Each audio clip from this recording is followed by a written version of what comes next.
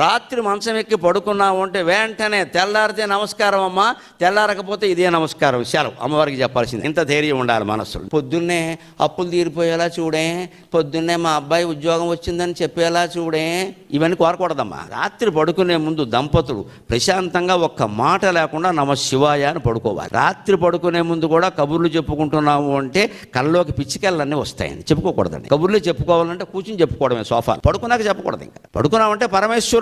నేను మంచం మీద పడుకోగానే నేను చెప్పుకునే పద్యం ఇది. ఎప్పుడో ఒకసారి అనుకున్నా, ఒకసారి నడుము వాల్చిన ఇక సర్వస్వము భవాని ఏ జగు, ఈ లౌకిక వాంగ్మయ సర్వస్వంబు ఒకసారిగా నడుము వాల్సును ఆమెయుడిన్.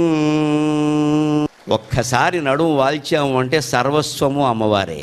ఈ లౌకిక జీవితం మొత్తం ఆవిడ ఒళ్ళో పడుకోవాలి, మనకు సంబంధం లేదు. తెల్లారు లేస్తే ఏం చేయాలో అది చేస్తాం, లేకపోతే ఊరుకుంటాం, సుఖం అయిపోయింది.